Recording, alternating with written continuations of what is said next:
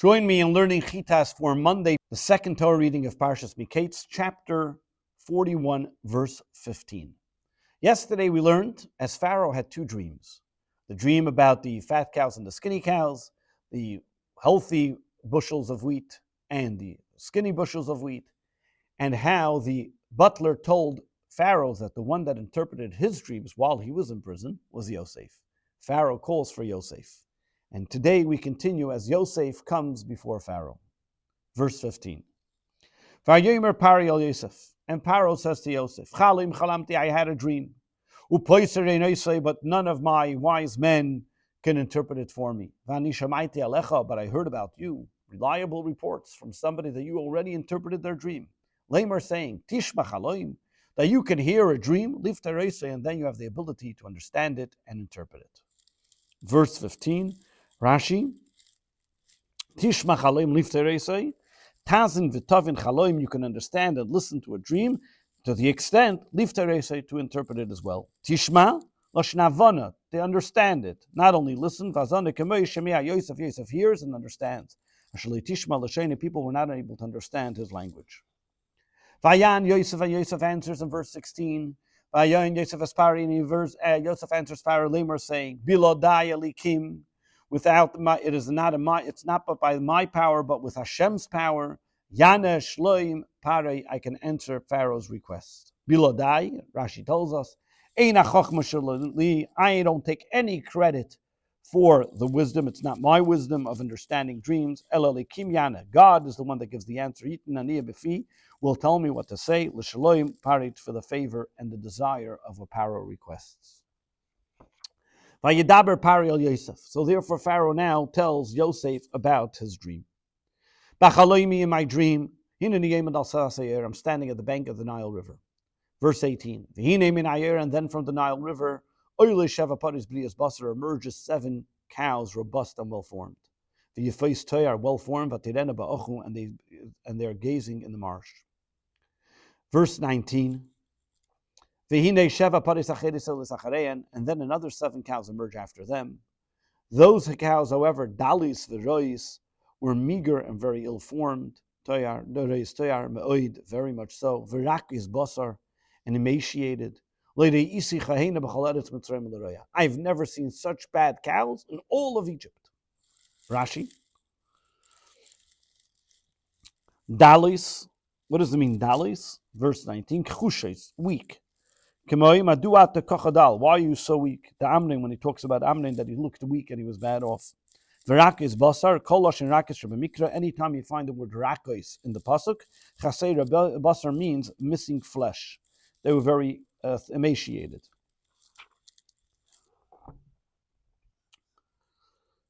Verse 20. And the emaciated, ill-formed cows then ate up the 7 robust cows. Verse 21. These were ingested inside of them, into the thin cows. Was not even known. You would not ever notice, wasn't visibly noticed, kibol kempena, that they had been ingested. And they looked just as bad, kasher betchila, as even before they ingested them. Va'ikatz, and I woke up. Verse 22. And then I fell asleep again and I had another dream. And there were 7 ears of wheat. Full good-looking ears of grain.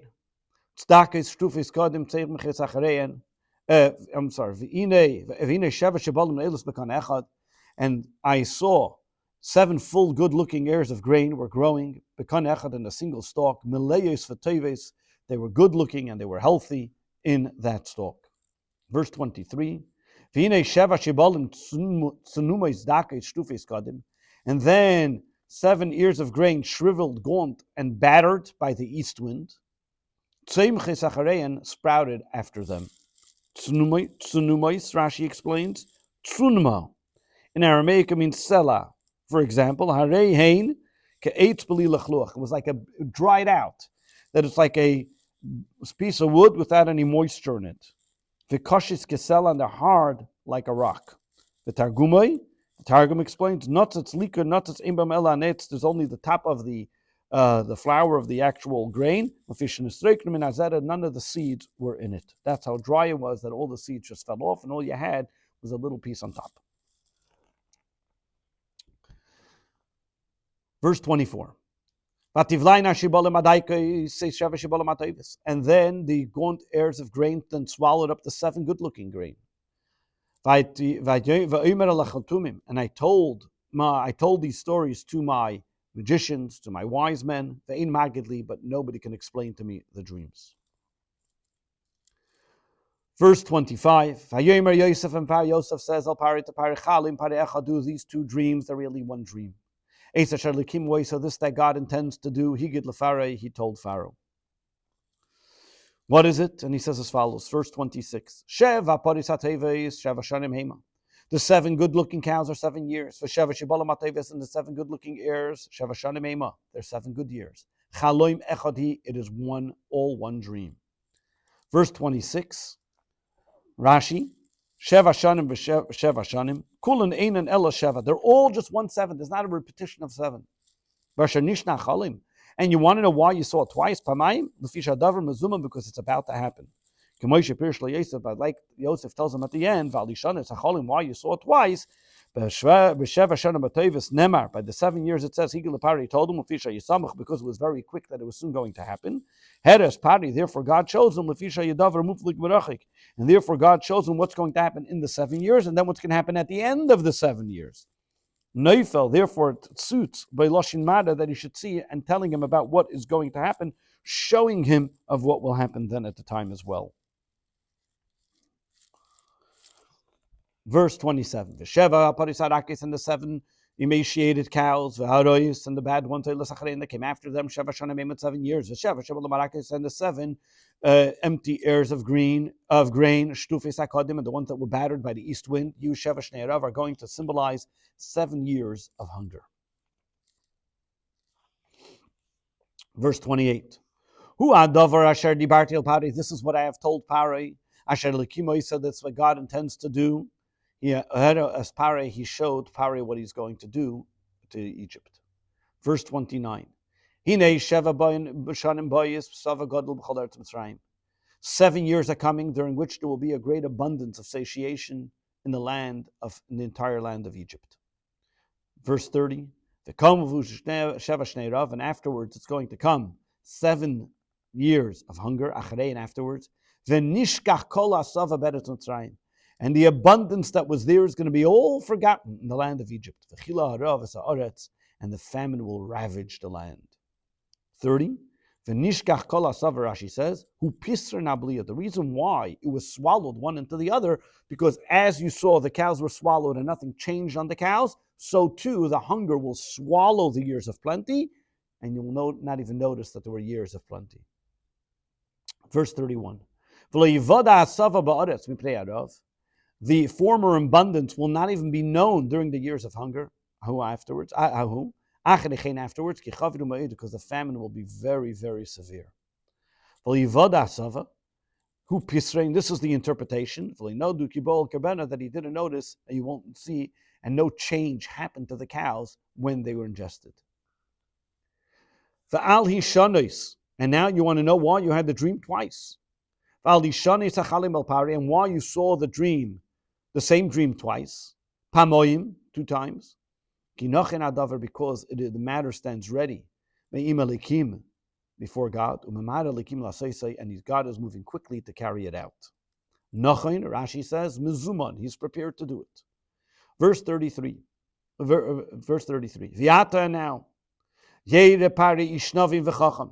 So now let Pharaoh seek out a man of discernment and wisdom.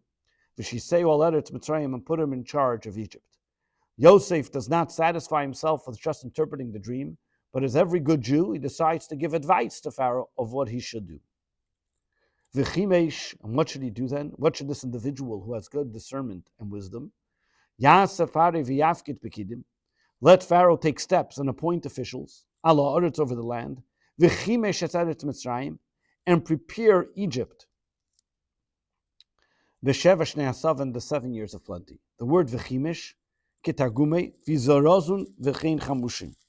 The word v'chimesh comes from the word to prepare and to arm yourself. Like we find that the Jewish people went out chamushim, which means that they went out armed, prepared for what they would encounter later on. Verse 35, and therefore they will gather all the food that's coming in during these good years. Bar, and then let them store the grain, tachas yad pari, under Pharaoh's control. The food will be controlled in cities, and then v'shamaru, and they will be guarded. Eskal oichel. What is he telling us over here? Oichel, all the food. Shem davar, it's a noun. Lefichach tami ba'olaf, that's why it says, that's why it's with a, you have oichel. The cantillations on the aleph, the vowels on the aleph. And over here it has a segel, oichel, not oichel, which means to eat. Shahul, poil, which means an activity, a verb. When you want to say that somebody is eating in a verb, then the cantillation will be on the chaf. If you want to say that it's a noun, food, then the cantillation would be on the aleph, and the pronunciation is on the aleph. And you see, one is oichel with a segel, which is a noun. Oichel with a tzere is a verb. Tachas yad pari, bershusay, under his control of Yitzresav and in his warehouses. Verse 36. And the food will then be held as a reserve. La'aretz, for the land, l'sheva shnei arav, for the year 7 years of famine, asher tiyena beretz Mitzrayim, which that will come upon Egypt, v'lisikares ha'aretz b'rav, and this way the land will not be depopulated by the famine.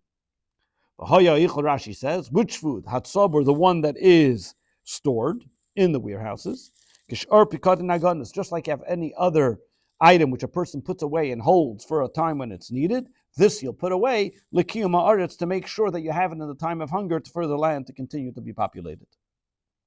Verse 37, Vayitav hadavar be'nei paroi, and this was the Vayitav hadavar be'nei paroi u'be'nei cholav hadav.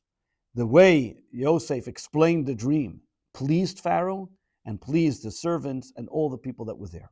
Verse 38. And Pharaoh said to his servants, is there a man, can we find another man like this, who clearly, this individual who came to tell us the interpretation, has the Spirit of God with him? Rashi, they're not asking, can we go find somebody else? Is there anybody like this person? Meaning, if we would look really hard to look, would we ever find Kamayu with somebody like this person? Hanimtza, Rashi says, Lashon Tmi. It's like asking a question about a rhetorical question. Anytime you have a hey in the beginning of a word, and it has the ha with a chat of patach, is a hey hash'ela, asking a question, can somebody be found like this in the land of Egypt? Yosef over here comes and tells Pharaoh a plan to store the stuff for the years from the years of plenty for the years of hunger. This concludes the second Torah reading of Parshas Mikeitz.